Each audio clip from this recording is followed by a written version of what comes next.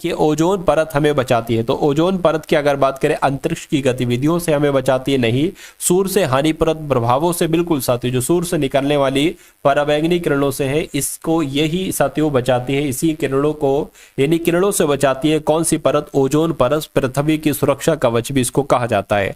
Zero यानी कि शून्य की खोज साथियों किसके द्वारा की गई? तो मैं कहूंगा आर्यभट्ट के द्वारा ही जीरो यानी कि शून्य की खोज की गई। भारत में निर्मित प्रथम यात्री विमान का नाम क्या था? तो भारत में निर्मित प्रथम यात्री विमान का नाम सारस था। क्या नाम था साथियों इसका नाम सारस था। ये आप सभी लोगों को मालूम होना चाहिए। अगला सवाल आपके स्क्रीन पर है, करके भारत का एक शक्तिशाली, क्या आप बहुत ध्यान से देखिएगा साथियों इस क्लास को, एक एक क्वेश्चन आपके लिए यहां पर बहुत इंपॉर्टेंट है। चलिए भाई, तो कहने के साथियों भारत का एक शक्तिशाली युद्ध उपकरण अर्जुन, ये क्या है? तो ये एक टैंक है। ये क्या है साथियों? ये एक टैंक है, ये आपको मालूम होना चाहिए। विमान निर्माण से संबंधित हिंदुस्तान एरोनॉटिक्स लिमिटेड कहां पर स्थित है? तो मैं कहूंगा ये तो बेंगलुरु में स्थित है। सही जवाब आपका ए हो जाएगा। भारत की अर्थव्यवस्था कैसी है? तो मैं कहूंगा भारत की अर्थव्यवस्था एक विकासशील अर्थव्यवस्था है। कैसी अर्थव्यवस्था है साथियों? विकासशील अर्थव्यवस्था है। BHEL यानी कि भेल किस उद्योग से संबंधित है? तो मैं कहूंगा ये इलेक्ट्रॉनिक से संबंधित है। आंसर आपको ऑप्शन नंबर सी के साथ जाएगा। मौर्यों की राजधानी की जब हम बात करते हैं तो मौर्यों की राजधानी साथियों क्या थी? पाटलिपुत्र थी। क्या थी? मौर्यों की राजधानी पाटलिपुत्र थी। संस्कृत व्याकरण के विद्वान यानी कि पतंजलि किसके द्वारा लिखित ग्रंथ है? यानी कि यहां पर अगर साथियों हम लोग बात करते हैं कि जब हम बात करते हैं साथियों महाभाष्य की, तो ये किसके द्वारा लिखित है? मैं कहूंगा पतंजलि विद्वान के द्वारा लिखित ग्रंथ है। राइट आंसर आपको ऑप्शन नंबर बी के साथ जाएगा। शिवाजी के मंत्रिपरिषद को क्या कहा जाता था? तो साथियों अष्टप्रधान कहा जाता था। ये आपका साथियों जो होगा ना वो बिल्कुल करेक्ट आंसर हो जाएगा। चलिए, तो अष्टप्रधान आपका यहां पर बिल्कुल करेक्ट आंसर है। अब उसके बाद देखते हैं नेक्स्ट नंबर का सवाल है, कह रहे 1857 के संघर्ष के दौरान भारत का गवर्नर जनरल कौन था?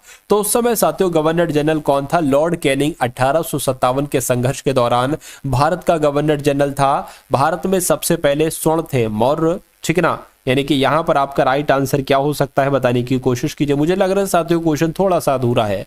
होना ये चाहिए था कि भारत में सबसे पहले जो स्वर्ण मुद्राएं हैं, क्या भारत में सबसे पहले जो स्वर्ण मुद्राएं हैं, सोने की मुद्राएं हैं, इनको किसने चलाया था? किन शासकों ने चलाया था? तो मैं कहूंगा कुषाण शासकों ने चलाया था। देखिए इतना क्वेश्चन और ये ऑप्शन देखकर मैं पहचान गया कि आगे का सवाल क्या हो सकता था। सती प्रथा तथा बालिका हत्या पर कानूनी रोक लगाने का श्रेय किसे दिया जाता है? तो यहां पर लॉर्ड बेंटिक का नाम आएगा, क्योंकि सती प्रथा को भी इन्होंने रोका, इनके द्वारा रोका गया था, और बालिका हत्या पर कानूनी रोक भी इनके द्वारा ही लगाई गई थी। विश्व व्यापार संगठन अस्तित्व में आया एवं मुद्राएं, ये तो गलत है। आपसे कुल मिला के इतनी सी बात पूछी जा रही कि विश्व व्यापार संगठन अस्तित्व में आया, तो कब अस्तित्व में आया? जनवरी 1995 में अस्तित्व में आया। ये आपका बिल्कुल करेक्ट आंसर है। अंतरिक्ष अंतरराष्ट्रीय तिथि रेखा किस रेखा के साथ खींची जाती है साथियों बताइए? तो मैं कहूंगा ये तो 180 डिग्री देशांतर के तहत खींची जाती है। राइट आंसर आपका ऑप्शन नंबर बी हो जाएगा। उसके बाद देखिए साथियों नेक्स्ट नंबर का सवाल है, कह रहे हैं कि वायु में नमी की उपस्थिति कहलाई जाती है। क्या आपसे कुल मिला के पूछा जा रहा है? ये जो वायु में नमी की उपस्थिति है इसको आर्द्रता कहा जाता है। यानी कि आंसर आपका जो जाएगा वो किस ऑप्शन के साथ जाएगा साथियों? वो ऑप्शन नंबर बी के साथ जाएगा। ये कि मानव शरीर में सबसे अधिक मात्रा में कौन सा तत्व पाया जाता है? तो मैं कहूंगा मानव शरीर में इनमें से सबसे अधिक मात्रा में कौन सा तत्व पाया जाता है बताइए?